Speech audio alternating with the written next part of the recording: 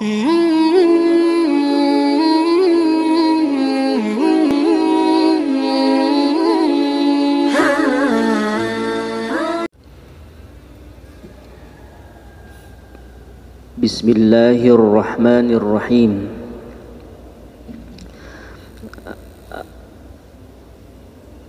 Assalamualaikum warahmatullahi wabarakatuh.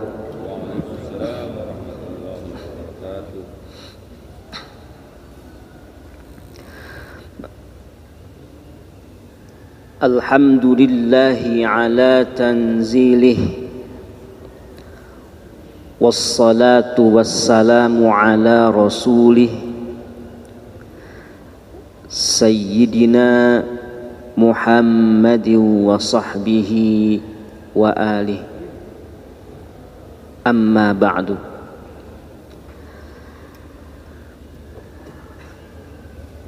Bersama limpahan nikmat Allah kepada kita pada pagi hari ini, kita kembali terhubung dengan wahyu, terhubung dengan Al-Quran di halaqah subuh ini. Semoga Allah menerima seluruh rangkaian amalan kita pagi hari ini. Amin ya Allah ya Rabbal Alamin. Barangkali ada yang mencatat sudah sampai ayat berapa pada saat itu? Ayat 57.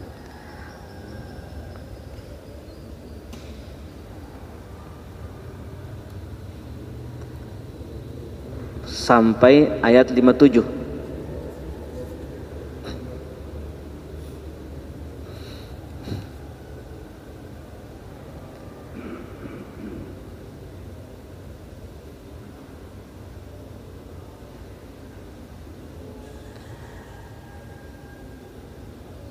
Baik, waktu bulan puasa kelihatan dilanjutkan 3 kali ya. Berarti 57 ditambah 3 sudah sampai ayat 60 kelihatannya. Tapi saya ragu, belum ya? Baik, kalau begitu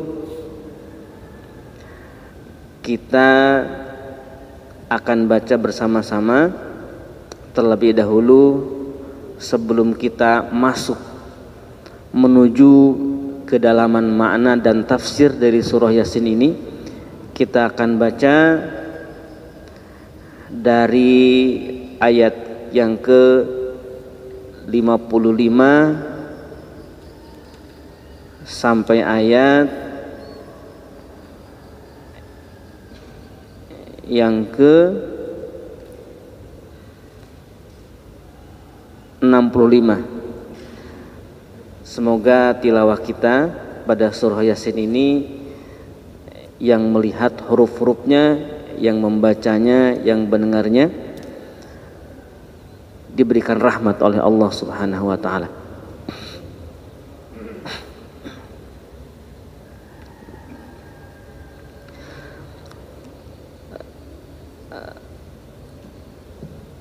A'udzu billahi minasy syaithanir rajim.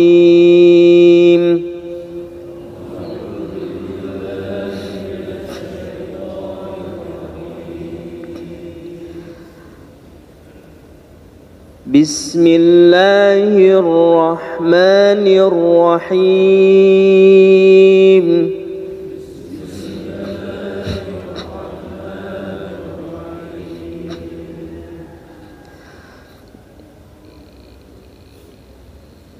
Inna ashabal jannati al-yawma fi syughulin fakihun.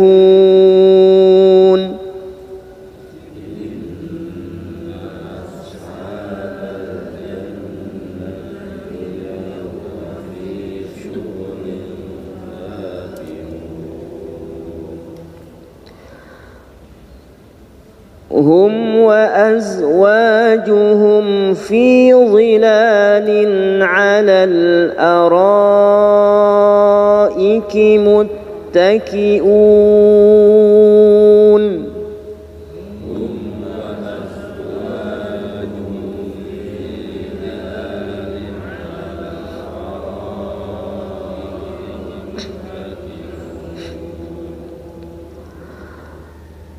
لهم فيها فاكهة ولهم ما يدعون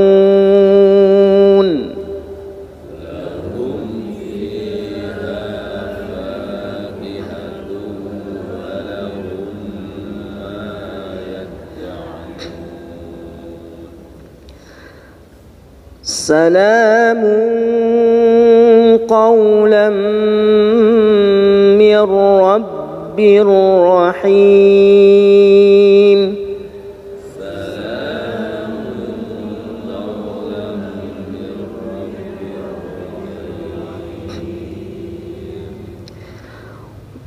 وامتازوا اليوم أيها المجرمون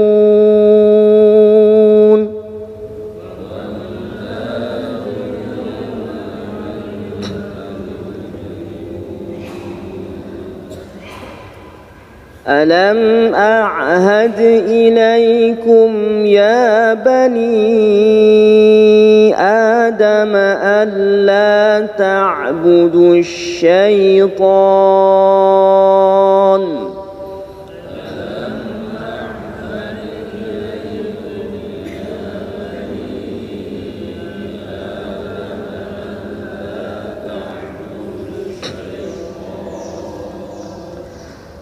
إنه لكم عدو مبين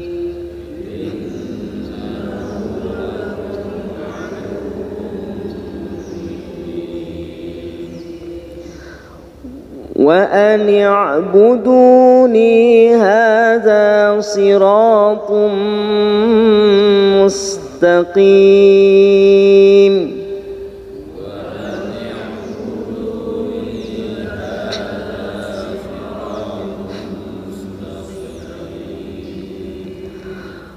ولقد أضل منكم جبلا كثيرا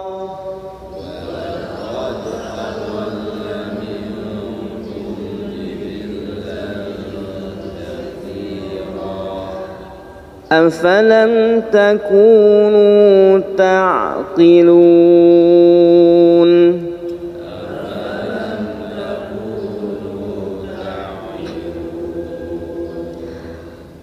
هذه جهنم التي كنتم توعدون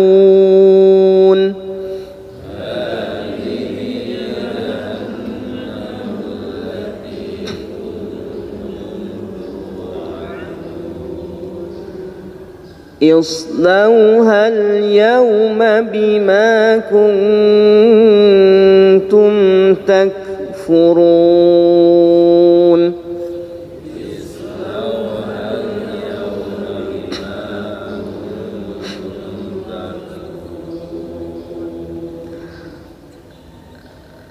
اليوم نختم على أفواههم وتكلمنا أيديهم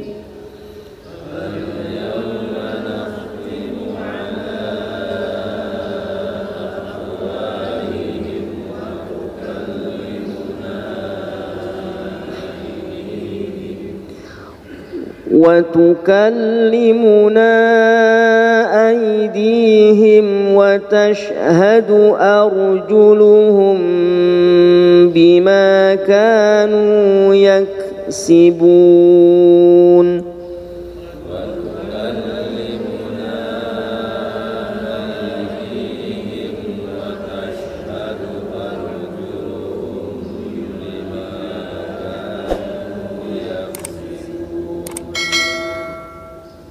Sadaqallahul azim.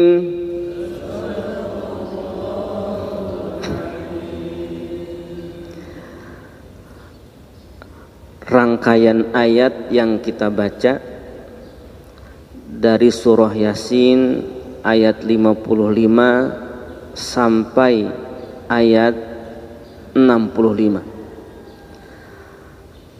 adalah tentang kehidupan yang akan kita alami semuanya nanti setelah kematian.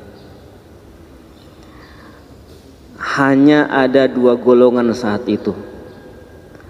Pertama, golongan ashabul jannah, para penghuni surga. Yang kedua, golongan al-mujrimun, para pelaku dosa yang kekal di neraka.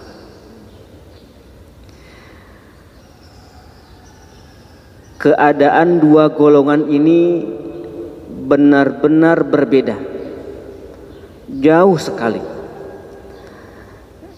Yang satu berada di atas puncak kenikmatan dan kemuliaan, yang satu lagi berada di bawah siksaan dan lapis-lapis kehinaan.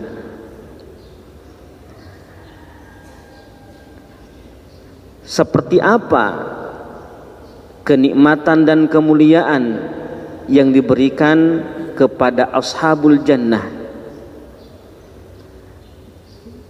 Pertama, inna ashabal jannatil yawma fi syughulin fakihun.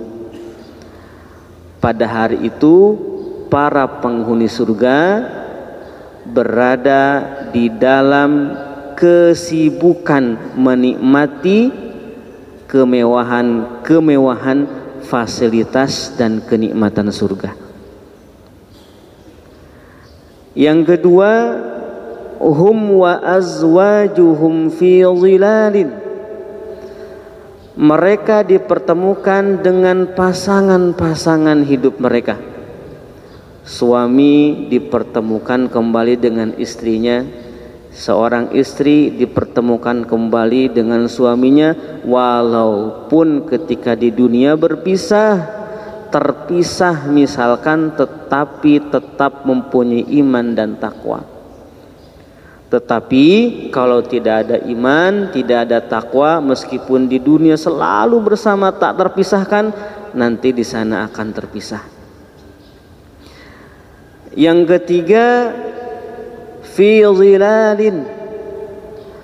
Mereka berada di bawah naungan-naungan surga, tidak ada panas, sejuk, tidak ada gerah, suasananya nyaman.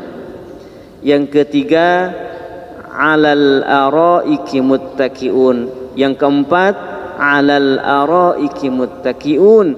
Mereka duduk-duduk bersandar di atas dipan-dipan di dalam surga. Yang kelima, lahum fiha fakihatun. Diberikan buah-buahan kesukaannya di dunia akan ada di akhirat. Bahkan buah-buahan yang belum pernah ada di dunia, di sana itu ada sesuai dengan yang diinginkannya. Yang keenam, walahum ma yadda'un.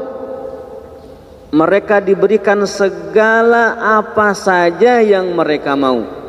Apa yang digetarkan oleh hati diberikan oleh Allah Subhanahu wa taala. Seorang sahabat bertanya kepada Rasulullah, apakah di dalam surga ada kuda? Saya suka kuda, kata Rasulullah, ada kuda di surga sesuai apa yang kamu mau. Yang ketujuh, ini yang paling hebat. Salamun qawlam mir rabbir rahim. Diberikan ucapan selamat oleh Allah Subhanahu wa taala. Ini kenikmatan yang tidak bisa dicapai oleh apapun. Bahkan fasilitas yang disebutkan itu gedung-gedung, dipan-dipan, bertemu dengan pasangan, buah-buahan, dan semua yang diketarkan hati diwujudkan, itu tidak ada apa-apanya dibanding ketika Allah sudah mengatakan salamun. Itu kemuliaan, kenikmatan yang diberikan oleh Allah Subhanahu wa taala kepada para penghuni surga. Mudah-mudahan kita bagian dari mereka itu. Amin Allah ya rabbal alamin. Sebaliknya, ada al-mujrimun, keadaannya begitu hina, berada di lapis-lapis siksaan. Seperti apa kehinaan mereka dan penderitaan mereka? Yang pertama, wamtazul yauma ayyuhal mujrimun. Pada hari hisab nanti, ketika para penghuni surga berada di dalam surga, menikmati kenikmatan-kenikmatan, diberikan salam oleh Allah Subhanahu wa taala, pada saat yang sama para pelaku dosa yang tidak taubat sampai matinya itu dipisahkan oleh Allah Subhanahu wa taala, sehingga mereka ketika berada dalam siksaan itu melihat keadaan orang-orang yang masuk surga begitu nikmat, sementara dirinya berada tertinggal di dalam neraka, maka sakit badannya, kulitnya terbakar, panas, dan hatinya pun juga terluka. Wamtazul yauma ayyuhal mujrimun. Dan juga pada hari itu mereka benar-benar dijadikan putus asa. Mereka benar-benar tidak bisa berbuat apa-apa lagi. Dari pikirannya lahir batin tersiksa. Saat itulah para malaikat berkata, Allah berkata kepada mereka melalui para malaikat, wamtazul yauma ayyuhal mujrimun. Ini ditegur saat itu. Berpisahlah pada hari ini wahai para pendosa, jangan berkumpul bersama orang-orang yang masuk surga. Mereka ke dalam surga, kamu ke dalam neraka, maka itu sudah sesuai dengan bagianmu. Kamu ke dalam neraka, berada dalam siksaan, itu tidak ada yang bisa disalahkan kecuali diri kamu sendiri, karena kami telah memerintahkan kepada kamu wahai Bani Adam agar jangan menyembah setan. Sesungguhnya setan itu adalah musuh yang nyata, bukan dijadikan teman. Justru harus hanya menyembah Allah saja, dan itu adalah jalan yang lurus. Setan sudah menyesatkan golongan yang besar dan banyak sebelum kamu. Afalam takunu ta'qilun, mestinya kamu mengerti. Jadi kalau bahasa di dunianya itu, para pendosa itu di akhirat itu dimarahi sama Allah. Jadi kan di antara siksaan itu yang diterima oleh orang-orang yang masuk ke dalam neraka itu, pertama, tidak diajak bicara oleh Allah, didiamin sama Allah. Yang kedua, tidak dilihat oleh Allah. Meskipun mereka meminta dan menjerit-jerit dan selainnya, sekalinya berbicara mereka habis. Wamtazul yaum ayyuhal mujrimun alam ahad ilaikum ya bani adam alla ta'budu syaitan innahu lakum aduwwum mubin wa an i'buduni hadza siratun mustaqim wa laqad adalla minkum jibillan katsira afalam takunu ta'qilun. Beruntunglah kita hari ini kita mendengar seperti apa. Hari ini kita mendengar seperti apa yang akan nanti disampaikan oleh Allah Subhanahu wa taala di akhirat kepada para penghuni neraka. Sehingga kita hari ini, ayat-ayat ini menjadi rem dari perbuatan maksiat.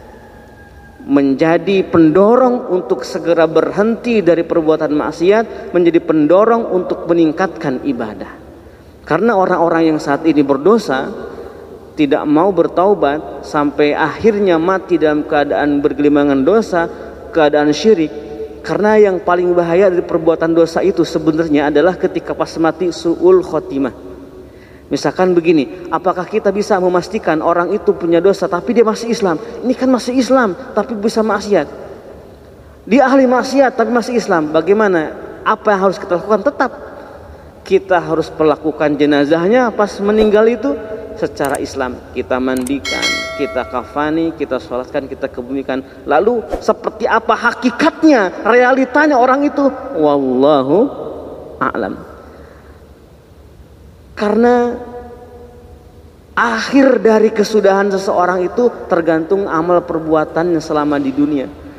Maka yang membahayakan adalah dari suatu amal buruk itu adalah menyebabkan dirinya mati dalam keadaan su'ul khatimah. Bisa saja mati dalam keadaan Yahudi, mati dalam keadaan Nasrani, sementara orang di sekelilingnya tidak pernah tahu keadaan yang sebenarnya. Maka itulah nanti dia ketika dalam neraka akan mendengar wamtazul yaum ayyuhal mujrimun alam ahad ilaikum ya bani adam alla ta'budu syaitan innahu lakum aduwwum mubin wa an ya'buduni hadza siratun mustaqim wa laqad adalla minkum jibillan katsira afalam takunu ta'qilun. Karena di dunia hari ini mereka enggak pernah mendengar di ayat ini, nanti di neraka mereka mendengar. Beruntunglah hari ini mata kita, telinga kita, hati kita bersentuhan dengan ayat ini. Semoga menjadi pertanda hidayah Allah berikan keistiqomahan kepada kita dalam ibadah, dalam iman ini sampai akhir hayat kita. Amin Allah ya rabbal alamin. Rupanya hancanya itu sampai ayat situ. Tadi saya berpikir sampai mana nih gitu ya hanca itu. Sekarang rupanya ayat ke-63. Kalau meleset bisa diulang lagi nanti. Ini masih lanjutan apa yang disampaikan oleh Allah melalui para malaikat kepada para mujrimun itu. Apa? Hazihi. Kita akan membahas ayat 63. Hazihi. Ini. Hazihi artinya ini. Menunjukkan dekat.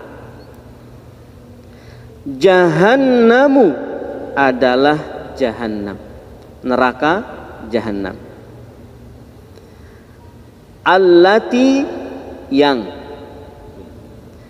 kuntum kamu semua berada tu'aduna dijanjikan.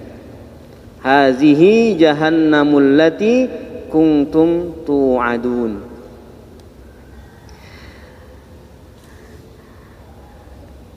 Orang yang tertutup hatinya,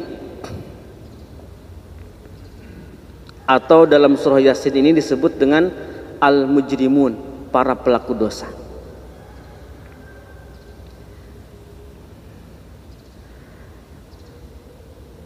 Mereka tidak akan mempersiapkan diri memperbanyak amal untuk menghadapi hari akhirat. Tidak akan pernah melakukan itu. Mengapa? Karena mereka tidak percaya balasan. Mereka tidak percaya balasan. Mereka tidak percaya kalau keburukan itu akan dibalas dengan neraka. Mereka tidak akan percaya adanya balasan karena mereka pun tidak percaya adanya akhirat. Mereka tidak percaya adanya akhirat.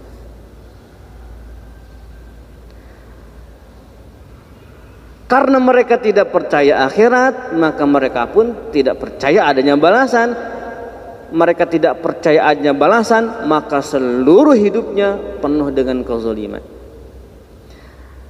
terlena dengan kehidupan dunia dan tidak akan pernah berhenti dan tidak akan pernah sadar dari terlenanya itu.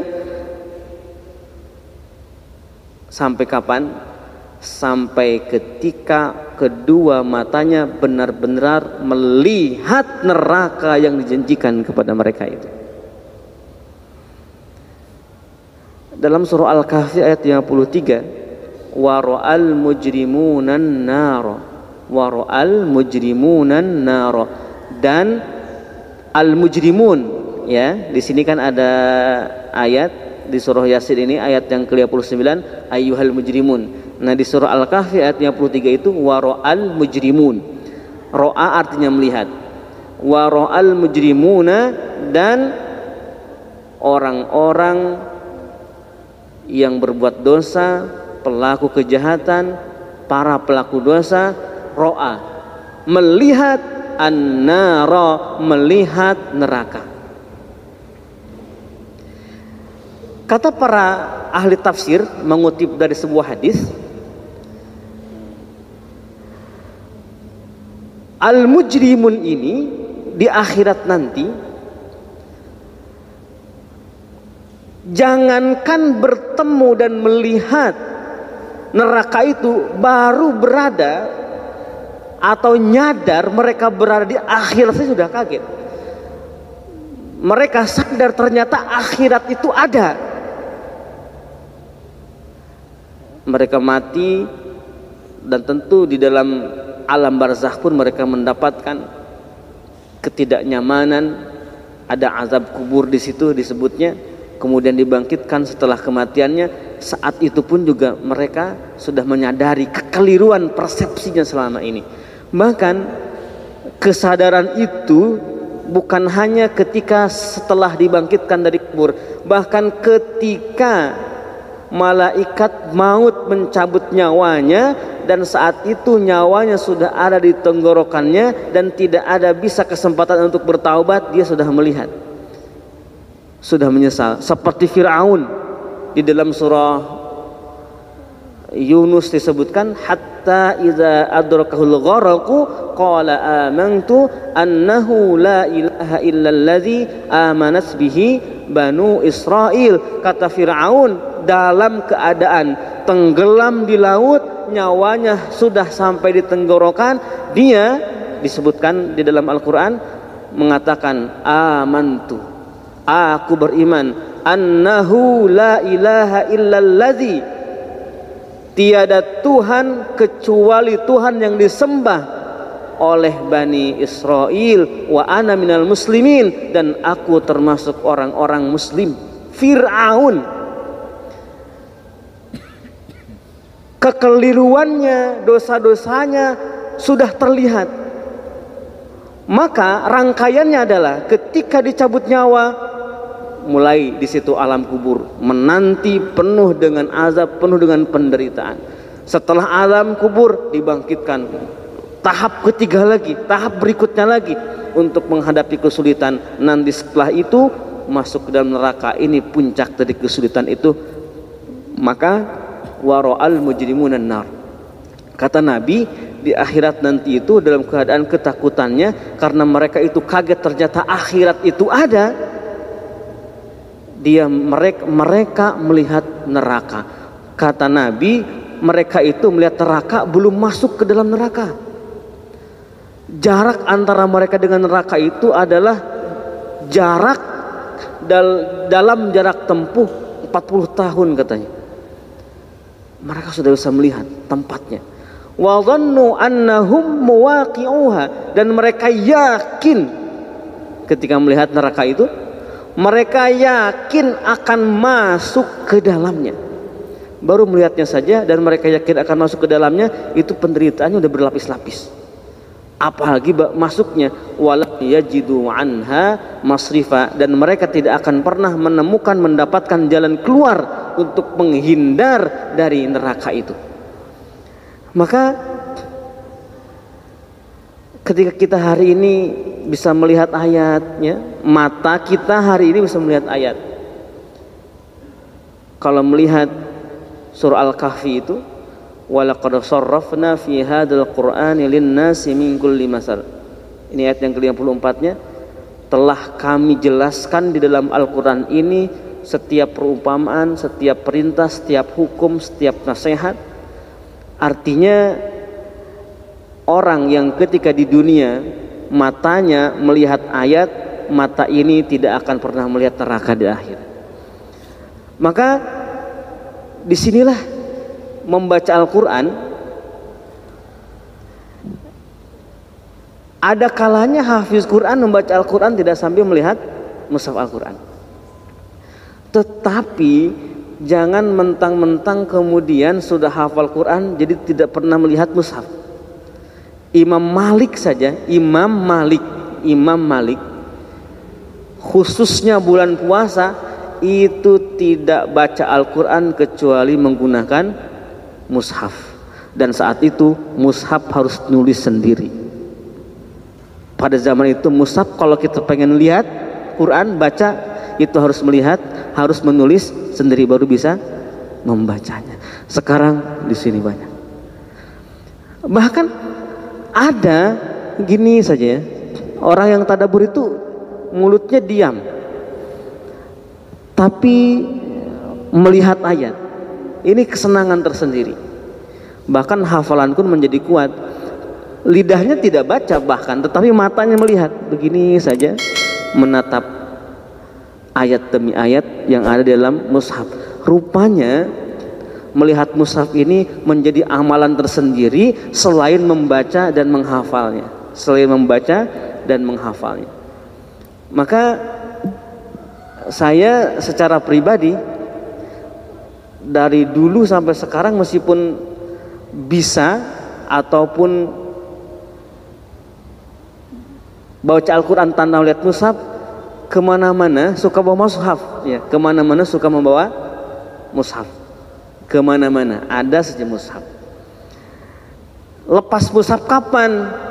Ketika membaca Al-Quran dalam sholat baru tuh nggak pakai mushaf. Kalau baca Quran di dalam sholat itu nggak pakai mushaf, kan ribet ya kalau itu. Tetapi kalau di luar sholat meskipun tidak dibuka dipegang juga itu sudah punya rasa tersendiri. Apalagi dilihat itu ada keindahan tersendiri. Orang yang matanya, telinganya, hatinya bersentuhan dengan Quran, matanya bersentuhan dengan Quran, dengan ayat, telinganya mendengar ayat, hatinya bersentuhan dengan makna ayat, itu tidak akan tersentuh neraka. Wa ra'al mujrimuna an-nara fa dhannu annahum waqi'uha wa lam yajidu anha masrifa. Wa laqad sarrafna fi hadzal qur'ani lin-nasi min kulli masal. Tetapi apa katanya? Wa kanal insanu aktsara syai'in jadala. Manusia itu adalah makhluk yang paling banyak membantah. Sudah jelas baca Quran, sudah jelas lihat Quran, sudah jelas ikuti tuntunan Al-Quran, masih saja ngeles ketika di dunia. Kapan manusia itu yang suka ngeles di dunia dia nggak bisa ngeles lagi? Ketika nanti matanya sudah melihat neraka itu, baru dia nggak bisa ngeles. Mereka kan mengatakan begini, katanya akhirat itu seperti angan-angan, halusinasi. Ada pernah seorang tokoh saya mendengar katanya belum pernah melihat ke akhirat, ngomongin akhirat. Allahu Akbar.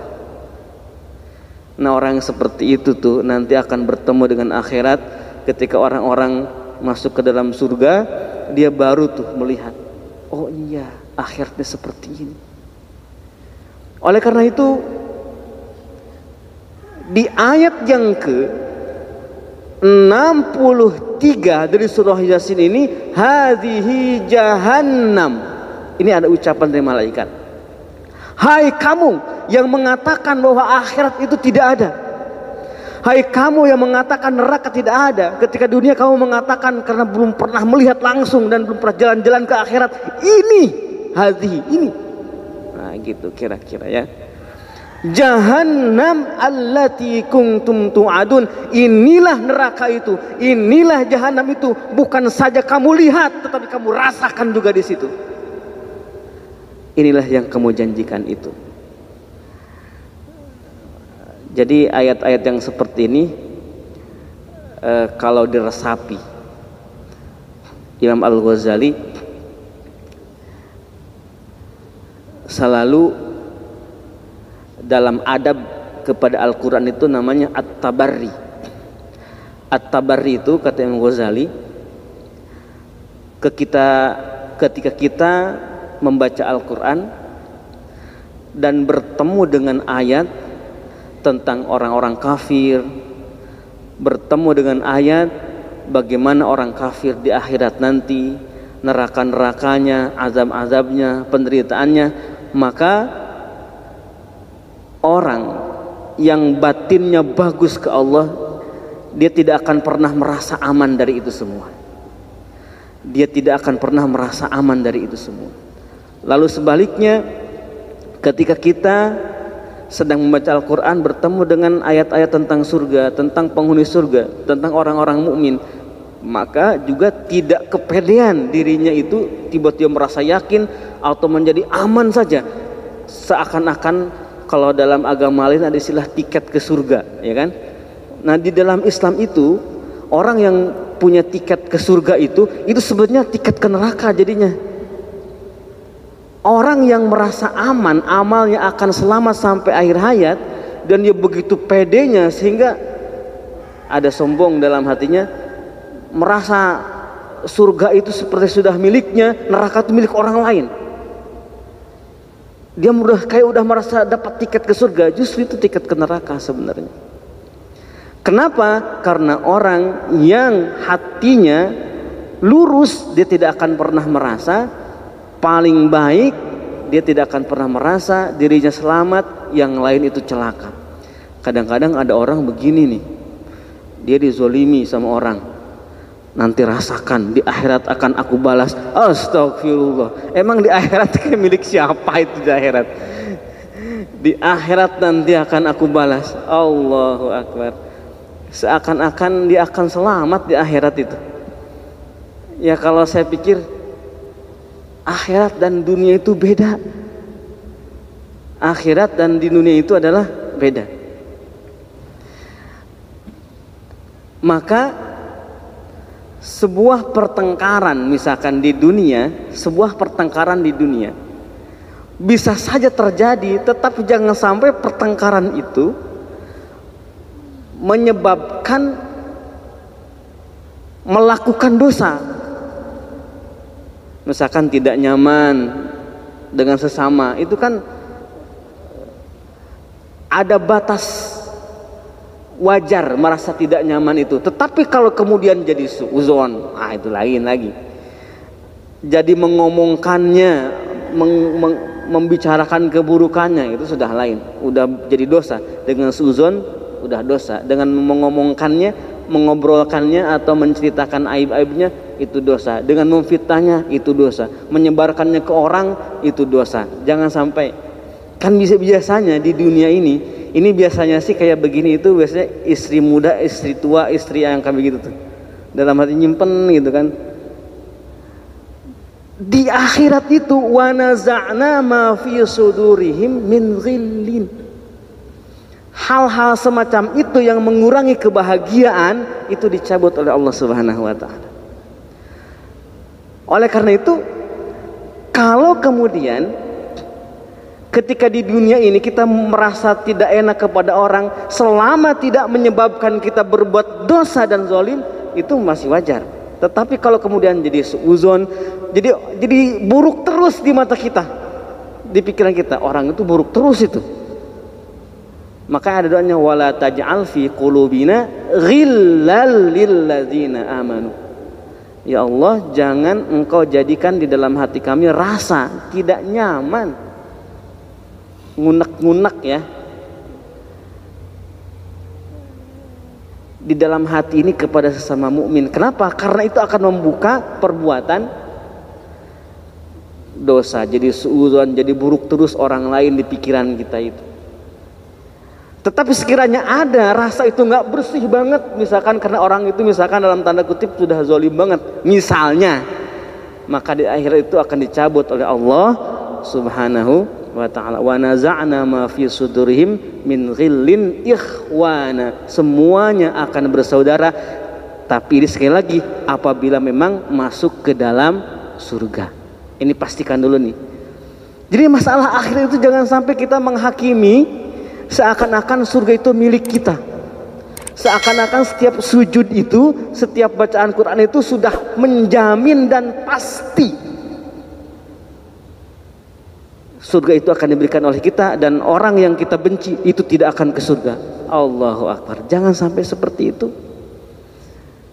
Rasulullah saja ketika pernah marah di perang Uhud ya, karena Rasulullah itu pas perang Uhud itu gigi beliau jatuh, dilempari batu, itu kan berarti sakit banget. Coba bisa dibayangkan, jangankan sama batu, lagi main bola aja kena ini udah sakit ya.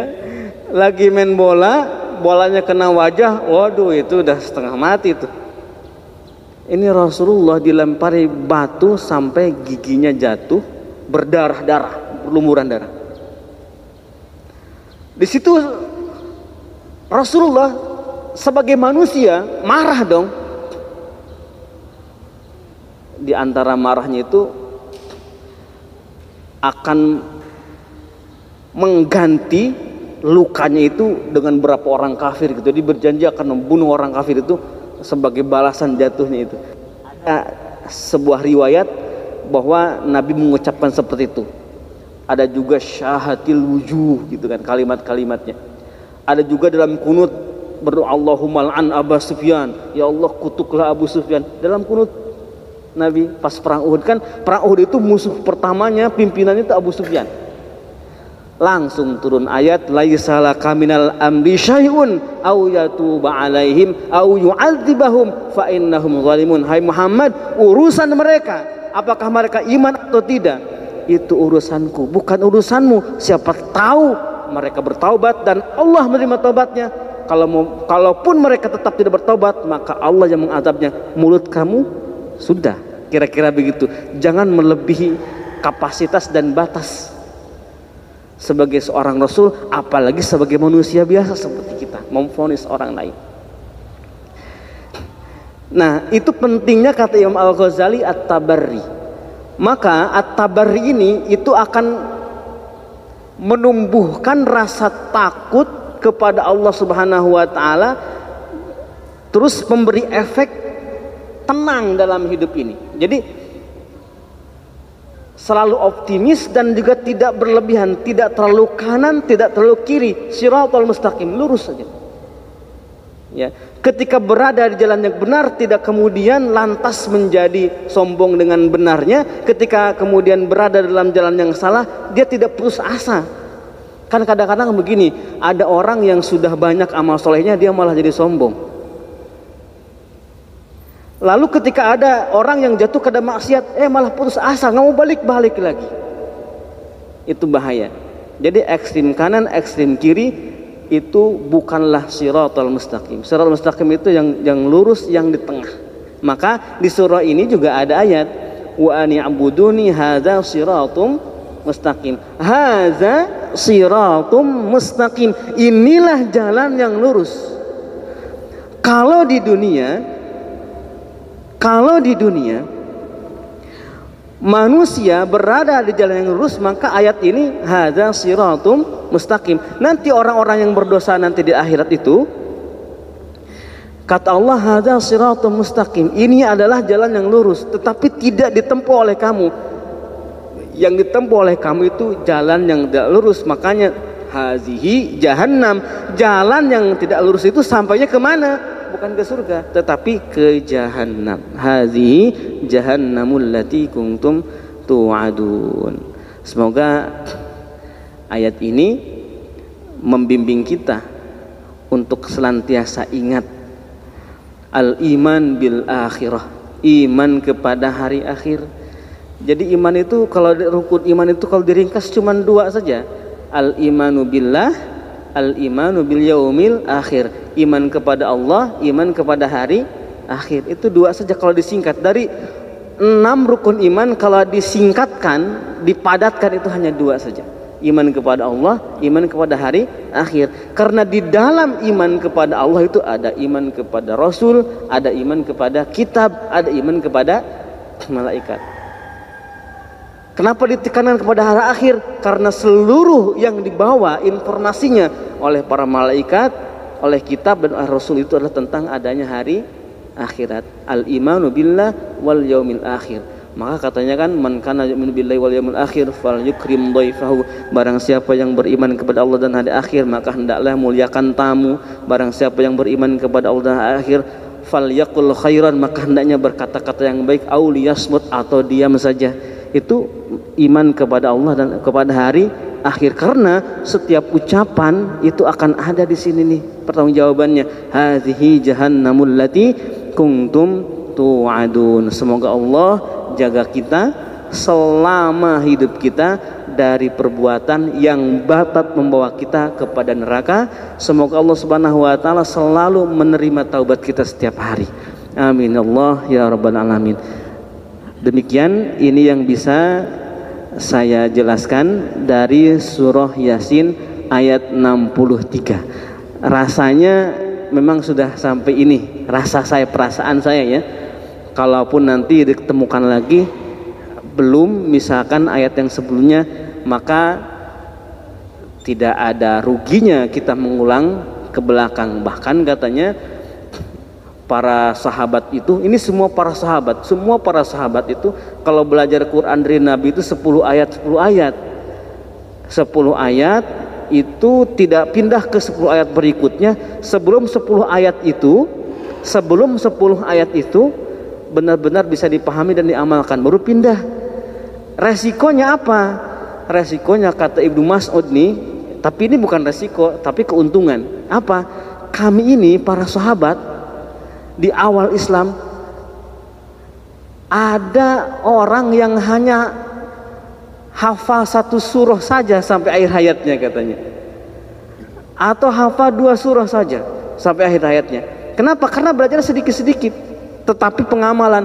Dan Umar bin Khattab yang begitu hebat, dia memimpin setelah Rasulullah wafat menjadi khalifah, itu mempelajari surah Al-Baqarah kepada Rasul selama 12 tahun, baru selesai itu belajar surah Al-Baqarah. Ya kalau kita belajar surah Yasin sampai 2 tahun, nah itu masih masih kecil, dan itu pun hanya sebulan sekali. Wah, itu harus dibalik lagi. Itu membuktikan keimanan mereka yang hebat. Kalau zaman sekarang itu generasinya pengen buru-buru aja, generasi tergesa-gesa gitu. Kata Ibnu Mas'ud dan kata Ibnu Umar, akan datang nanti katanya, akan datang nanti generasi umat ini yashrabunal qur'ana kama yashrabul ma au kama qala, yang mereguk Al-Quran kayak minum air aja katanya gitu, yang mencicipi Al-Quran seperti minum air. Maksudnya apa? Tidak sampai setiap tetesnya meresap, nggak seperti itu.